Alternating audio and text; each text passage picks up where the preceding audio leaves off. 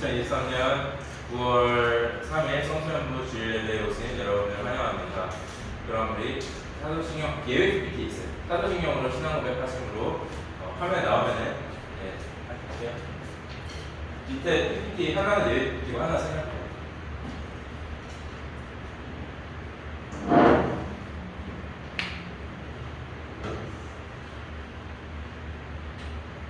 사도신경으로 신앙 고백하심으로 예배 시작하도록 하겠습니다. 전능하사 천지를 만드신 하나님 아버지를 내가 믿사오며 그 외아들 우리 주 예수 그리스도를 믿사오니 이는 성령으로 잉태하사 동정녀 마리아에게 나시고 본디오 빌라도에게 고난을 받으사 십자가에 못 박혀 죽으시고 장사한 지 사흘 만에 죽은 자 가운데서 다시 살아나시며 하늘에 오르사 전능하신 하나님 우편에 앉아 계시다가 저리로서 생자와 죽은 자를 심판하러 오시리라. 성령을 믿사오며 거룩한 공예와 성도가 서로 교통하는 것과 죄를 사하여 주시는 것과 몸이 다시 사는 것과 영원히 사는 것을 믿사옵나이다. 아멘.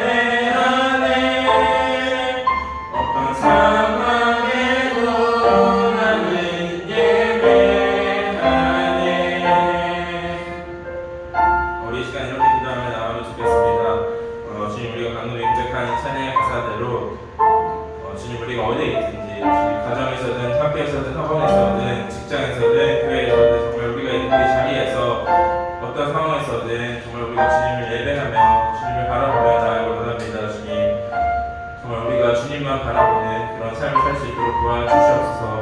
우리 시간 다 함께 기도하겠습니다. 참 좋은 하나님 감사합니다. 주님 은혜가 원하는 자리에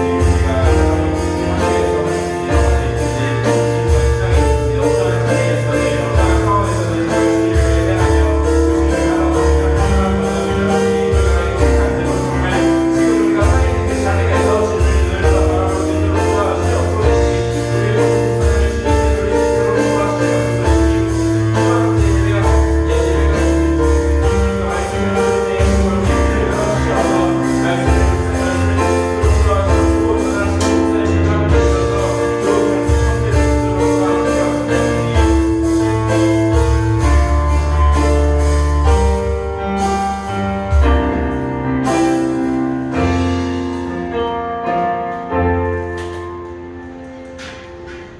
할렐루야. 살아계신 하나님 감사합니다. 이렇게 하나님의 날 하나님을 예배하기 위하여 우리를 이 자리로 하나님께서 불러 모아주셨습니다. 하나님께서는 우리가 드리는 이 예배, 이 형식뿐만 아니라 예배를 드리는 우리 각 개인들의 그 마음까지도 다 알고 계십니다. 정말 그 주님 앞에 부끄럽지 아니한 마음으로 나아가길 원하오니 성령 하나님 우리의 마음을 새롭게 하여 주시옵시고 온전히 주님만을 함께 예배하는 이 자리가 되게 인도하여 주시옵소서. 우리가 주의 말씀을 듣고자 합니다. 말씀 가운데에 우리와 함께하고 계시는 하나님을 믿음의 눈을 들어 바라볼 수 있도록 우리의 마음의 눈을 주님께서 열어주시옵소서. 이 말씀이 우리의 귀에 들릴 뿐만 아니라 우리의 심령 가운데 새겨져 우리의 삶을 이끌어나가는 힘이 되게 하여 주시옵소서. 이후에 모든 예배의 시청일관을 성령 하나님께 맡기며 새롭이신 우리 주 예수님의 이름으로 기도합니다. 아멘.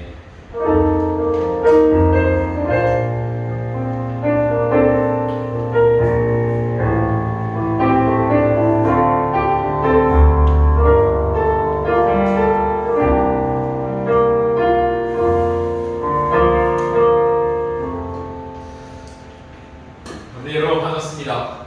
우리 이 시간 하나님 말씀 우리가 다 암송하고 있는 말씀일 거예요. 요한복음 3장 16절 말씀, 이게 가장 유명한 성경 구절이죠. 요한복음 3장 16절 말씀 우리 함께 읽어보도록 하겠습니다. 목사님 성경으로는 신약성경 146쪽에 있습니다. 요한복음 3장 16절. 네, 한 절밖에 되지 않으니까요. 우리 한 목소리로 합독하여 읽을게요. 시작. 하나님이 세상을 이처럼 사랑하사 독생자를 주셨으니 이는 그를 믿는 자마다 멸망하지 않고 영생을 얻게 하려 하심이라. 아멘. 우리가 가장 잘하는 말씀이죠. 오늘 이 말씀을 통하여서 지난주 말씀과 계속 이어집니다. 구원의 유일한 길이라는 제목으로 우리가 너무나 잘하는 말씀이지만 다시 한번 이것이 우리가 믿고 있는 복음의 본질이기 때문에 다시 한번 우리 귀를 열고 잘 들을 수 있기를 소망합니다. 혹시 지난주 설교 내용 기억나는 친구 있나요? 지난주 그 주제가 뭐였는지라도 기억나는 친구. 주제. 오? 누구 말했어요? 맞아요. 죄. 네. 죄라는 거였어요. 우리 모두는 다 죄인이라는 거에 대해서 함께 말씀을 나눴었죠. 그래서 죄인인 우리는요 다 죽는다라고 말을 했었습니다. 근데 죽으면 좋은데 죽음이 끝이 아니라 죽음 이후에도 심판이 우리를 기다리고 있다. 그 심판의 결과 우리는 지옥에 갈 수밖에 없다라는 것을 함께 나누었었죠. 그렇다면 어떻게 하면 좋겠습니까? 우리는 살고 싶습니다. 죽기 싫어요. 살고 싶다면 죄의 문제를 해결해야만 하는 것입니다. 죄의 문제를 해결하지 못한다면 우리는 죽어서 심판받아 지옥의 형벌을 받을 수밖에 없는 운명이에요. 여기서 우리는 중요한 한 가지의 문제를 부딪히게 됩니다. 과연 내게 이 죄를 해결할 수 있는 능력이 있냐 없냐 라는 문제에 우리는 부딪히게 되는 거예요. 여러분, 우리가 이 죄의 문제를 해결하기 위해서요 반드시 인정해야 될 것 한 가지가 있어요. 이것을 인정하지 못한다면 우리는 죄의 문제를 해결할 수가 없어요. 우리 스스로 인정해야 할 것, 그것이 무엇입니까? 한번 읽어볼게요. 시작. 노력으로 구원을 받을 수 없다라는 거예요. 아까도 말했죠. 이 죄의 문제를 해결해야지만 우리가 죽음의 문제를 해결할 수 있게 되는 건데, 지옥에 안 갈 수 있는 건데, 죄의 문제를 해결하기 위하여 내 노력으로 그 문제를 해결할 수 없음을 좀 수치스러울지만 우리 그것을 인정해야만 합니다. 여러분에게 여러 번 한 질문이에요. 한 2번 했던 질문 같아요. 우리 목자들한테 한 3번은 했던 질문 같습니다. 다시 한번 동일한 질문을 합니다. 지금 죽는다면 나는 천국에 갈 수 있는가? 천국에 갈 수 있는 확신이 있습니까? 오늘 밤 하나님 나를 데려가셔도 나는 그럼 오늘 밤에 천국에 있겠구나 라는 확신이 있는 친구 있습니까? 아마 지금은 확신이 있는 친구가 있을 수도 있어요. 확신이 있는 친구 마음속으로만 좀 대답해 주세요. 근데 목사님이 정말로 많은 학생들에게, 여러분뿐만 아니라 자녀도 마찬가지 어른들에게도 동일한 질문을 정말로 많이 던졌었어요. 근데 학생과 어른들을 포함해서 오늘 죽으면 천국에 갈 수 있습니까? 라는 질문에 네 그렇습니다 라고 자신 있게 말하는 사람을 사실 한두 명 보지 못했어요. 거의 글쎄요? 라고 대답을 합니다. 왜 그렇습니까? 자신이 없다라고 말하는 것, 글쎄요? 갈 수도 있을 것 같고 못 갈 것 같기도 하고, 근데 왜 못 갈 것 같습니까? 라고 물으면 지금 현재 내가 죄를 짓고 살고 있기 때문에 못 가지 않을까요? 라고 물는 경우가 굉장히 많이 있어요. 성경이 말하는 것처럼 내가 착하게 선량하게 살지 못하고 있기 때문이에요. 이런 대답이, 이런 믿음이 필요한 거죠. 이렇게 대답한다는 건 내 안에 이런 생각이 있기 때문이에요. 바로 이런 생각, 지금보다 조금 더 노력하면 갈 수 있지 않을까라는 생각이 있기 때문이에요. 내 안에 천국에 갈 수 있을까? 못 갈까? 그러면서 나의 행함을 바라보는 거, 내가 조금 더 착하게, 내가 조금 더 지금보다 하나님의 말씀을 순종하면서 살아가면 천국에 조금 더 합한 사람이 될 수 있지 않을까? 라는 생각이 은혜 중에 우리 가운데 있기 때문입니다. 성경은 우리에게 단호하게 말하는 거예요. 지금보다 네가 조금 더 노력한다고 해서 네가 천국에 갈 수 있는 게 아니라고, 그것은 노라고 우리에게 말을 한다는 거죠. 여러분, 하나님을 떠난 사람들에게 공통점이 한 가지가 있어요. 하나님을 떠난 사람들 모두가 보이는 공통점인데, 하나님과 함께하지 못하기 때문에 강조하는 것이 있는데 바로 나를 강조하는 삶을 살아갈 수밖에 없다는 거예요. 무엇을 강조한다고요? 나라는 존재를 강조할 수밖에 없다고. 그래서 이렇게 생각하는 거죠. 내가 노력하면 되는 거야. 내가 원하는 삶을 내가 선택하면 되는 거야. 내가에게 우리는 집중할 수밖에 없다는 거예요. 인생도 그래서 이렇게 생각하는 거죠. 내가 노력하면 내 인생도 이루어지는 거야. 인생을 노력이라는 말로 우리는 생각하게 된다는 거예요. 그래서 천국도 내가 노력하면 갈 수 있어 라고 우리는 은연중에 나도 모르게 그렇게 생각할 때가 있다는 거죠. 내가 더 말씀을 잘 지키고 노력해서 착한 사람이 되면, 그러면 내가 천국에 합한 사람이 될 수 있지 않을까. 근데 정말로 천국이, 이 구원이라는 게 정말로 노력하면 얻을 수 있는 겁니까? 우리 기억나는지 모르겠어요. 2010년도에 김연아 선수가 밴쿠버 올림픽에서 금메달을 처음 마지막으로 다 이렇게 땄죠. 이때 동메달을 누가 땄는지 기억나는 사람 있습니까? 아마 은메달 정도는 기억할 수도 있어요. 은메달을 누가 땄는지 아세요? 별로 2010년 올림픽 안 봤나? 이때 보지 않았어요. 그래도 김연아는 알고 있죠. 밴쿠버 올림픽. 네. 그때 2위가 일본의 아사다마오라는 선수였었고요. 근데 목사님도 9위까지만 기억하고 3위부터 기억이 나지 않아요. 10위가 누구였는지는 더더욱 기억이 나지 않았습니다. 분명한 사실은 있어요. 이 10위한 사람이 노력을 안 해서 금메달을 따지 못한 걸까요? 그렇지 않아요. 아마 김연아 선수와 아마 비슷한 노력을 했을 거예요. 분명히 엄청난 노력을 했기에 전 세계에서 그래도 10위 안에 드는 성적을 거둔 거 아니겠습니까?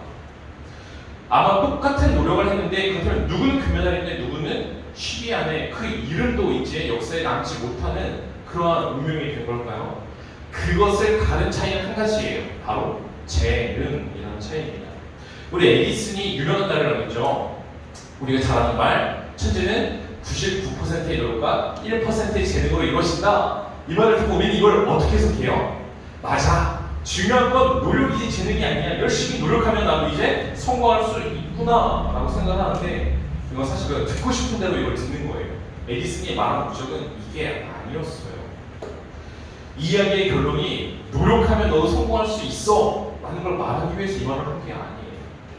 한 기자가 에디슨에게 다시 물었습니다. 뒷이야기예요. 그렇다면 당신은 그의 99%의 노력과 1%의 재능 중에 뭐가 더 중요하다 생각하니까 묻습니다. 근데 에디슨이 뭐라고 대답했는지 알아요? 맞아요. 1%의 재능이 더 중요합니다 라고 그런 대답을 했습니다. 여러분, 1%의 재능이 없으면 사실 성공할 수 없다는 말이었습니다. 노력을 안 하면 당연히 아무것도 할 수 없어요. 우리는 이 말에 노력하지 말라는 말이 아니에요. 잘 들어야 돼요. 그건 당연한 거예요. 근데 정말 중요한 순간 이 사람을 성공과 실패의 그 갈림길에서 그 인생을 나누는 것은 사실은 재능이 될 때가 많이 있다. 제 목사님이 이야기를 한 것은요, 막 재능충들을 못 이겨 막 이렇게 말하면서 함이 아님을 분명히 알아야 돼요.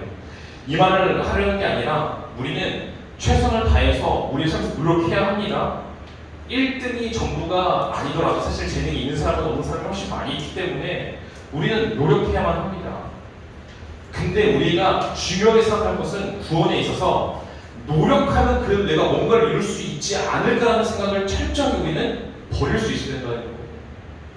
내가 노력하면 뭔가 될 수 있지 않을까라는 생각을요, 단 0.1%도 우리는 해서는 안 된다는 거예요. 세상에서의 성공도에 우리는 노력만으로 얻을 수 없어요, 사실은. 이게 우리 현실이에요. 노력한다고 해서 세상에서의 성공을 다 이룰 수가 없습니다. 그런데 노력만으로 천국에 갈 수 있다? 이거는 말도 안 된다는 거예요. 정말로 터무니없는 생각입니다. 구원과 자신의 노력을요, 절대 연결시키지 말아야 돼요. 연결시키지 말아야 합니다. 그건 불가능합니다. 세계에서 가장 비싼 집이 무엇인지 아십니까? 어디에 있게요? 세상에서 가장 비싼 집. 인도? 오! 교육이 어떻게 알았어? 맞아요. 인도예요.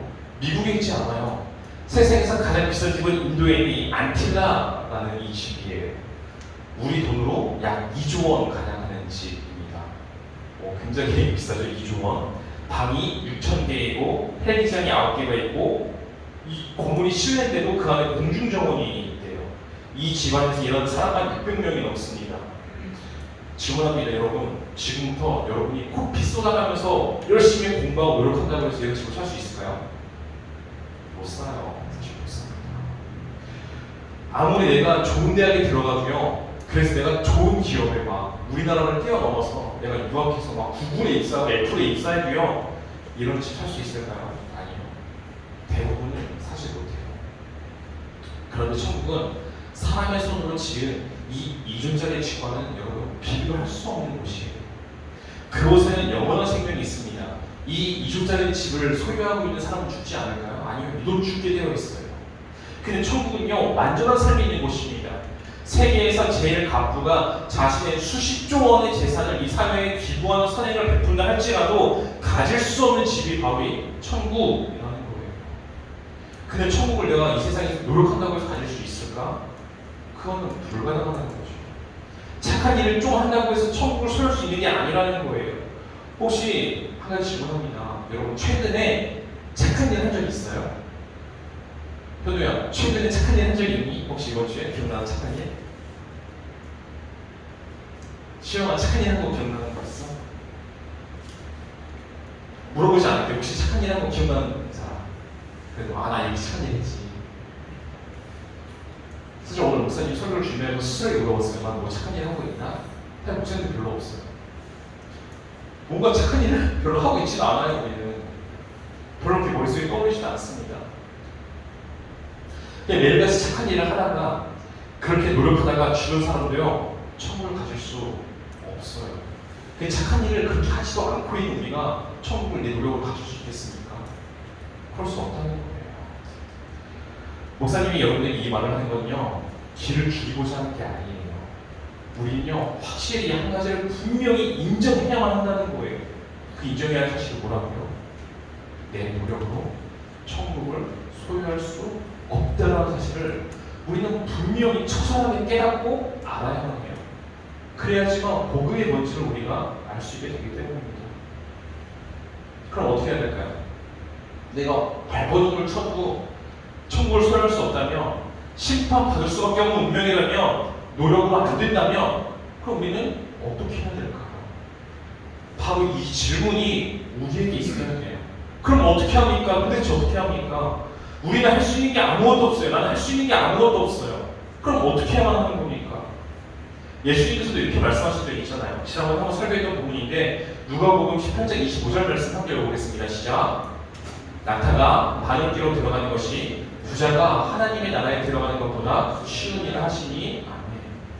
당시 사람들은요, 부자에 대한 이런 인식이 있었어요. 부자는 하나님이 복을 주셨기에 부자가 됐다라는 인식이 있었어요. 그런 의미예요. 부자가 할 수 없는 건요, 당연히 그럼 가난한 사람은 할 수가 없는 거예요. 이게 그들의 인식이에요. 근데 부자가요, 천국에 갈 수 없다는 거예요. 불가능하다는 거예요. 낙타 어떻게 바늘기로 들어갑니까? 불가능한 거죠. 그렇다면 가난한 사람도 천국에 갈 수 없다는 말이 되는 거예요. 근데 제자들이 이렇게 묻는 거죠. 26절에서 이렇게 물어요. 말씀 없는데 그러면 누가 구원을 받을 수 있습니까? 라고 묻는 거예요. 부자도 나도 나의 노력으로도 구원을 받을 수 없는데, 천국을 가질 수 없는데, 그럼 누가 구원받을 수 있습니까? 주님, 묻는 거예요. 내 노력으로 구원받을 수 없다는 것을 인정하는 사람들은 당연히 이것을 질문하는 거예요. 그럼 어떻게 합니까? 초대교회 시절에도 이 제자들의 이 설교를 듣고 사람들이 가슴을 치면서 그 설교를 한 베드로와 제자들에게 이렇게 묻습니다. 사도행전을 보도록 2장에서 그럼 우리가 어떻게 하면 좋습니까? 라고 질문하는 거예요. 내 힘으로 나를 구원할 수 없는데 어떻게 하면 좋습니까?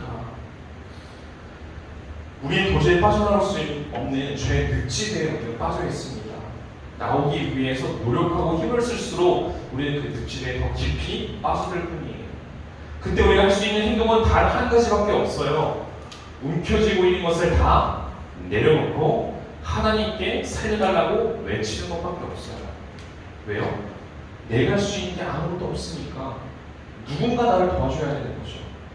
내가 스스로 나를 구원할 수 없으니까 누군가 나를 구원해야 되는 거죠. 그렇게 우리는 그 누군가를 하나님으로 여기면서 하나님께 나를 살려달라 외쳐야 한다는 거예요. 이게 바로 회개입니다. 회개는 단순히 죄를 뉘우치는 게 회개인 것이 아니라 회개는 돌이키는 거예요. 내 노력으로 내가 갖고 있는 것으로 나를 구원해야지 라고 생각하였던 그것을 내려놓고 하나님께 손을 뻗는 거예요. 하나님 나를 살려주세요. 하나님 나를 구해주세요. 하나님을 바라보는 것, 그게 바로 회개입니다. 왜 하나님께 살려달라고 외쳐야 하는 겁니까? 누가복음 18장 27절 말씀을 읽어볼게요. 시작. 물은 사람이 할 수 없는 것을 하나님은 하실 수 있느니라. 아멘. 그럼 누가 구원을 받을 수 있습니까? 라는 질문에, 그럼 우리가 어떻게 해야 합니까? 라는 질문에 그때 예수님이 답변이에요. 너의 노력으로는 할 수 없어. 근데 하나님은 할 수 있어. 그러니까 우리가 누구한테 외쳐야 된다는 거예요? 하나님이요. 너희들 하나님께 외쳐라. 하나님께로 회개해라. 너 스스로 구원할 수 없으니까 누군가 너를 구원해줘야 되는데 그분은 하나님이시다. 하나님은 하실 수 있어. 그러니까 하나님께 외쳐라. 살려라. 하나님 할 수 있다는 거예요. 그럼 이런 질문이 당연히 우리에게 뒤따라옵니다. 사람의 노력으로 절대 구원을 우리가 이룰 수 없는데, 그렇다면 하나님께 외치는데 하나님은 어떠한 방식으로 그럼 우리를 구원하실 수 있는가? 라는 질문이 뒤따라야 되는 거예요. 나는 못하는데 하나님은 어떻게 그것을 가르쳐 하시는가? 성경에서 가장 핵심 구절이 이 바로 오늘 본문 말씀이에요. 우리 3장 16절 말씀, 요한복음 3장 16절 한번 읽어보겠습니다. 시작. 하나님이 세상을 이처럼 사랑하사 독생자를 주셨으니 이는 그를 믿는 자마다 멸망하지 않고 영생을 얻게 하려 하심이라. 아멘. 한번 PPT 볼까요? 세상의 모든 종교는요 뭐예요? 다들 인간인데요, 살고자 해요. 죽음이 끝이 아니라 산다는 사람들이 본능적으로 있어요. 영원한 죽음이 있다는 걸 사람들은 본능적으로 압니다. 그래서 뭐예요? 인간이요? 자신의 노력으로 신에게 도달하고자 하는 것이 이 세상의 모든 종교의 모습이에요. 그 신에게 도달하는 것을 천국이라 말하는 종교도 있고 극락이라 말하는 종교도 있고 이름은 다르지만 그렇게 위로 도달하기 위해서 모든 사람들은 노력하며 애쓰며 살아간다는 거예요. 어떤 사람들은 세상과 연을 끊는 사람도 있습니다. 어떤 사람들은 금식하고 무건하고 고행하는 사람들도 있어요. 이제 108배라는 걸 들어가지고 그래서 108번은 그 자리에서 일어났다, 구부렸다, 절하면서 자신의 번뇌를 덜어내며 더 신에게로 감당하는 거예요. 이 세상의 번뇌를 벌어버리고 신으로 나를 채운다. 어떤 그런 의미가 있는 거죠. 어떤 사람들은 선행에 힘쓰기도 합니다. 열심히 기도하고 제사하고 헌금하기도 합니다. 그렇게 내가 내 힘으로 위로 올라가고자 하는 게 다른 종교예요. 근데 아까도 말씀드렸지만 이러한 노력으로는요 위로 올라갈 수 없다고요. 절대 이것은 불가능합니다. 그렇다면 우리가 갈 수 없다면 방법은 단 한 가지라는 거예요. 그게 뭐라고요? 아까 우리가 읽은 요한복음 3장 16절이에요. 그렇다면 우리가 갈 수 없다면 신이 와야 되는 거예요. 그것이 바로 우리의 기독교, 이것이 바로 복음인 거예요. 지금 요한복음에 말하는 건 그거예요. 너희들이 하나님께 구하라는 거예요. 하나님은 하실 수 있다는 거예요, 예수님이. 근데 어떻게 그것이 가능하냐? 하나님이 친히 오시기 때문에 가능하다는 거예요.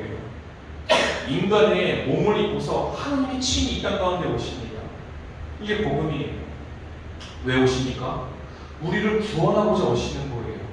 하나님의 아들이신 예수님께서 이 땅에 오셨다는 그 소식 내가 할 수 없으니까 하나님이, 그리고 하나님의 아들이신 그 예수가 이 문제를 직접 해결하기 위하여 죄악이 있는 이 세상 가운데 친히 오셨다는 것, 이게 복음이라는 거예요. 이걸 말하고 있는 종교는 기독교가 유일하다는 거죠. 우리가 관심을 가져야 할 부분은 여기에요. 내가 어떻게 하면이라는 나에게 맞춰져 있는 시점을요 바꿔야 돼요.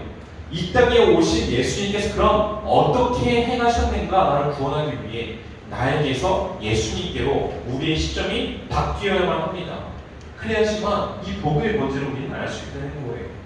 그렇다면 죄의 문제를 해결하기 위해서 이 땅에 오신 예수님께서는 이 문제를 해결하기 위해 어떤 행보를 보이고 계십니까? 내가 할 수 없는 그것을 예수님이 하기 시작하세요. 예수님이 무엇을 하기 시작하십니까? 우리가 너무나 잘 아는 내용이지만 조금 더 깊이 이 문제를 한번 생각해 볼 수 있길 바라요. 우리가 좀 더 사고할 수 있길 바라는데요. 예수님의 행보를 잘 이해하기 위해서 한 가지를 설명드리겠습니다. 한 질문 드릴게요. 3단 논법이라고 아시죠? 3단 논법. 이런 거예요. 나는 못생긴 남자가 싫다. 2번, 이 남자는 못생겼다. 그럼 세 번째 어떤 말이 들어오는 거예요? 어렵나요? 소나, 그럼 이 세 번째 말은 뭘까? 나는 못생긴 남자가 싫다. 이 남자는 못생겼다. 모르겠어요? 그래서 나는 이 남자가 싫다. 이게 3단 논법이에요. 근데 이런 일도 있을 수 있어요. 나는 못생긴 남자가 싫다. 이 남자는 못생겼다. 그러나 나는 이 남자를 사랑한다. 이게 응해인 거죠. 성경은 우리에게 동일하게 말한다는 거예요. 이걸 꼭 알아야 돼요. 이 정말 중요하거든요. 하나님은 죄를 미워하신다. 이게 중요해요. 죄와 함께 할 수 없어요. 죄를 미워하신다. 근데 우리에게 뭐예요? 우리에게 죄가 있다. 3단 논법에 의한다면 그 결론은 뭐예요? 세 번째, 하나님은 우리를 미워하신다가 되어야 그게 맞는 거예요. 그래서 성경은 우리에게 뭐라 말한다는 거예요? 그러나 하나님은 우리를 사랑하신다. 이게 복음이라는 거예요. 이게 은혜라는 거예요. 여러분 하나하나 볼까요? 하나님은 죄를 미워하세요. 이게 바로 하나님의 공의라고 해요. 유식하게 말해서 공의. 죄가 있는데 죄를 없는 걸로 할 수가 없어요. 하나님은 어떤 분이시기 때문에 공의이시기 때문에 죄에 대해서는 반드시 그 대가를 치르게 하시고 심판하셔야지만 그래야 그게 하나님이에요. 만약 죄가 있는데 죄를 그냥 모른 척 넘어가면 그건 더 이상 하나님이 안 되시는 거예요. 하나님은 죄를 미워하십니다. 막 뇌물을 받고 없는 죄로 만드실 수 없는 분이라는 거예요. 무조건 하나님은 죄를 심판할 수밖에 없어요. 근데 뭐라고요? 우린 죄가 있는데 뭐라고요? 하나님은 근데 우리를 사랑하신다고. 이 두 가지가 하나님께 있는 마음이라는 거예요. 이게 하나님이에요. 하나님은 죄를 미워하세요. 근데 하나님은요 그 죄를 짓고 있는 우리를 사랑하신다는 거예요. 그렇다면 하나님께서 고민하시는 거죠. 내가 이 죄의 문제를, 이들을 사랑하는데 내가 어떻게 이들을 구원할 수 있을까? 하나님의 입장에서 고민을 하시는 거예요. 그러면서 한 가지의 결단을 내리시는 겁니다. 이 죄를 미워해서 심판해야 되는데 이들을 사랑하는데 내가 이 문제를 어떻게 해결할 수 있을까? 한 가지의 방법밖에 없는 거예요. 내가 대신 죄에 대한 심판을 받고 이들을 사랑하기 때문에 이들을 구원해야겠다. 이 한 가지의 결단이 하나님께 생기셨다는 거예요. 그래서 하나님의 아들이신 예수님이 이 땅에 오신 거예요. 이게 요한복음 3장 16절이에요. 우리의 죄값을 대신 치르시기 위해서, 우리를 대신하여 죽으시기 위해서, 심판을 받기 위해서 하나님이 친히 이 땅에 오셨다고요. 이 논리에서 어긋나지 않기 위하여 그 하나님께서 이 땅에 오셨다고요. 그래서 성경은 이렇게 말하는 거예요. 갈라디아서 1장 4절 말씀을 우리 세번역 성경 한번 읽을게요. 시작.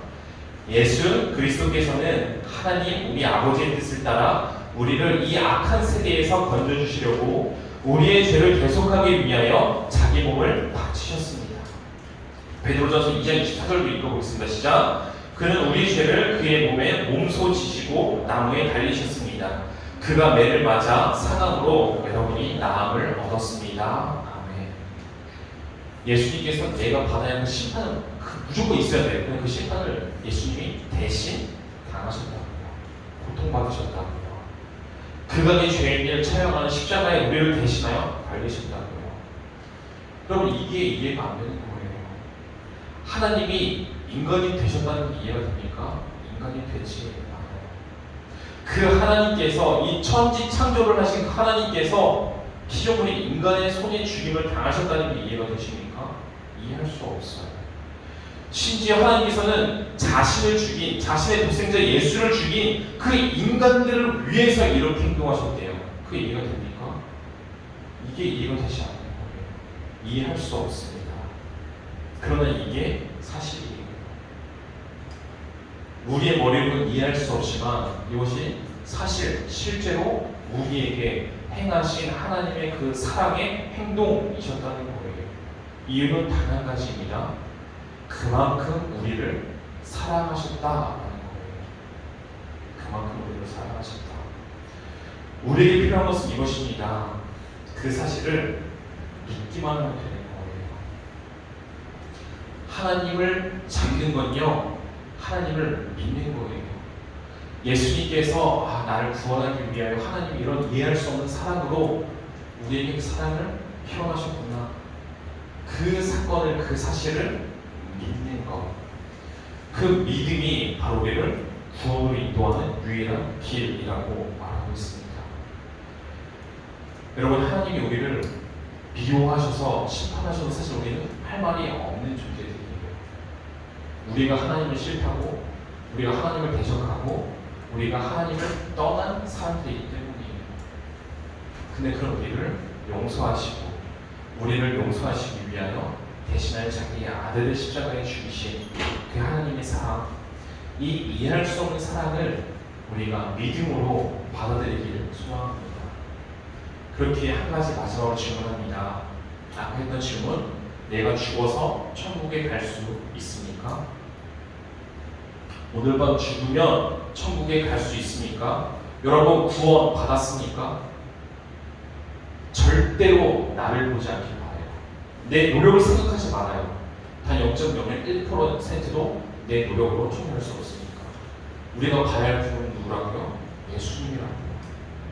예수님이 나를 위하여, 나를 구원하시기 위하여 무엇을 행하셨는가? 우리에게 어떤 사랑의 모습을 보여주셨는가? 내가 아닌 예수 그리스도를 바라보며 그 안에서 이 구원의 확신을 누릴 수 있는 우리가 되기를 소망합니다. 우리 들은 설교를 생각하며 함께 찬양할게요. 찬송가 294장인데요. 우리 1절을 함께 찬양하고 기도하겠습니다.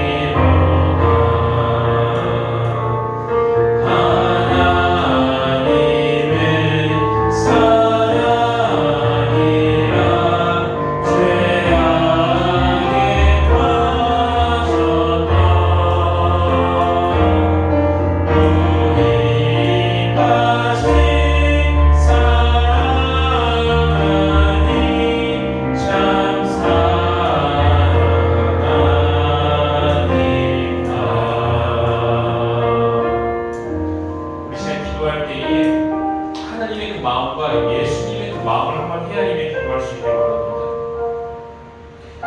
우리를 구원하시기 위하여 독생자 아들 예수를 이 땅에 보내고자 작정하신 그 하나님의 마음이 과연 어떠하였겠습니까? 그리고 그 아버지의 말씀에 순종하면서 예수님도 하나님이세요. 그 자신이 만든 이 사람들에게 멸시를 당하시며 십자가에 못 박혀 죽기고자 하셨던 그때의 그 예수님의 마음이 과연 어떠하셨겠습니까? 근데 놀라운 게 뭔지 알아요? 성경에 뭐라고 기록되는지 알아요? 하나님이여 아들을 우리에게 주기까지 주실 때요. 근데 힘들게 억지로 주신 게 아니라 기뻐하면서 일을 하셨다라고 성경은 말하고 있어요.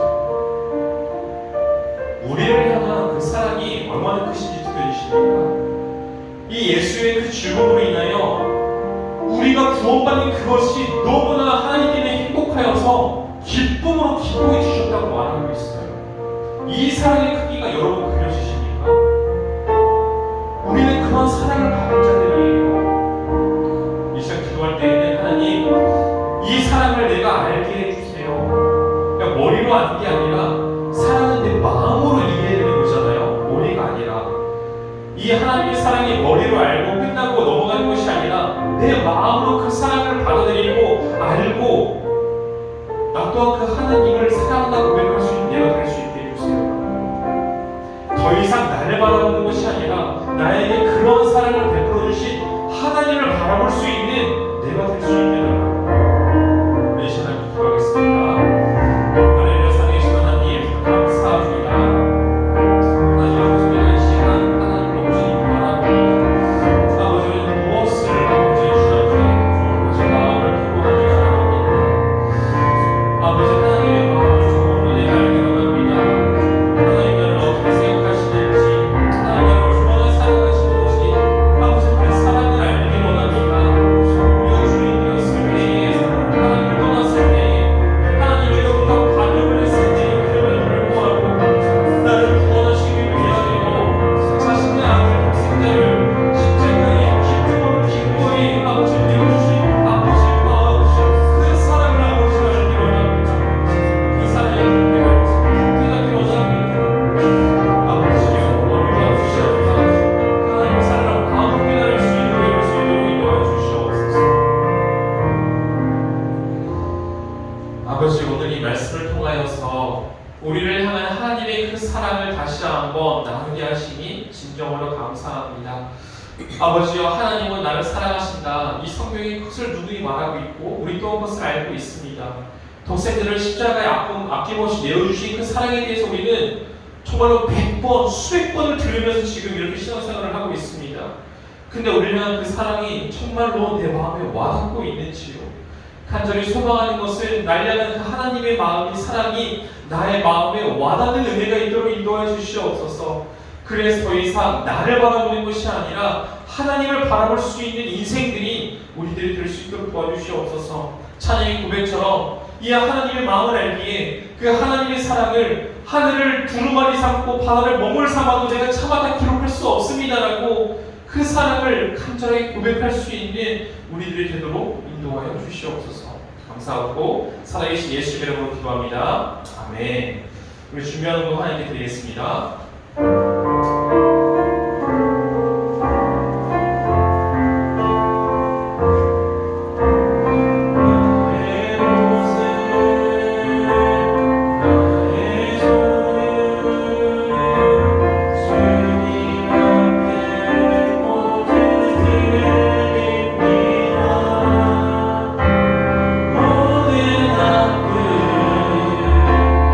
모든 기쁨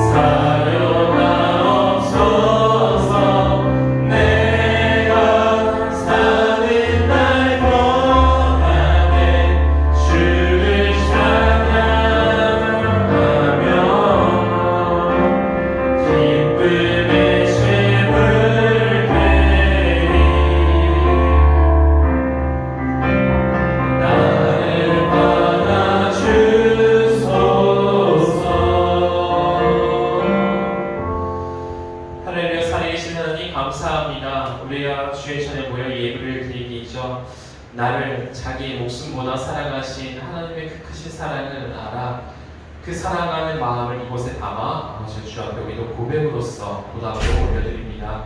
아버지 예물이 쓰이는 곳마다 우리를 향한 하나님의 사랑이 널리 흩어져 아버지 그 사랑을 믿고 경험하는 자들이 더욱더 많아질 은혜의 역사가 있도록 인도하여 주시옵소서. 모든 것을 감사드리오며 살아계신 예수님의 이름으로 기도합니다. 아멘.